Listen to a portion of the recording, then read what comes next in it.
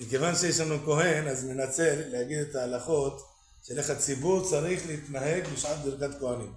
לכהנים יש הלכות של הכהנים, איך הם צריכים להניח את הידיים. יש כמה וכמה דעות שונות, על כולם מוסכם שהידיים צריכות להיות מעל הכתפיים, כי זה נשיאת כפיים, זה החלק הכי חשוב. אבל אנחנו נדבר על מה הציבור, מה אנחנו כישראל צריכים לעשות בשעת ברכת כהנים. מה אנחנו צריכים לעשות? קודם כל להקשיב. למה להקשיב? כי הפסוק אומר אמור להם, צריך להגיד לי. משם למדו חכמים, הכהנים אומרים, ככה הם אומרים למי? אומרים לציבור. זו הסיבה גם שהכהנים מסתובבים, נותנים את הגב להיכל, מסתובבים. תראו לעצמכם שהייתי מדבר איתכם עכשיו, אני מסתכל על ההיכל. לא תופס, אני לא מדבר איתכם, אני נותן לכם את הגב. לכן הכהן מסתובב, נותן גב להיכל, מסתכל על הציבור.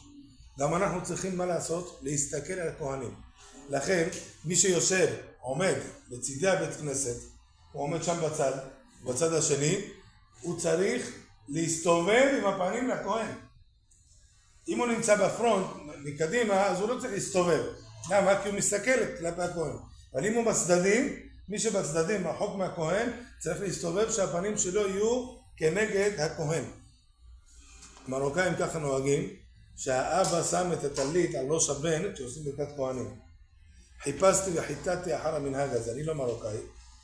גדלתי כל ימיי בקהילה חלבית, אז אני כן מרוקאי, אבל גדלתי בקהילה החלבית. בוחבוט זה לא... בוחבוט זה מרוקאי.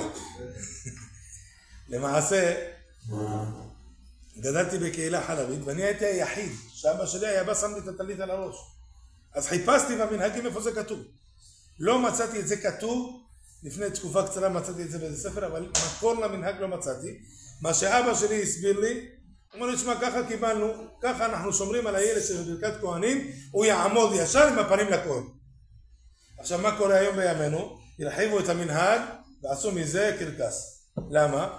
עמדים, באים ליד איזה רב או איזה מבוגר או מישהו שישים לכם את הטלית על הראש.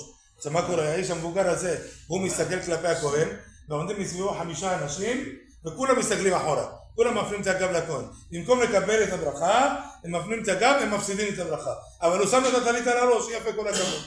שם לך טלית על הראש והפסדת את הברכה. אני בבא סאלי. כן, עכשיו אותו זקן בירך אותך ברכת בבא סאלי, והכהן שבירך אותך לא שווה כלום כי נתת לו את הגב.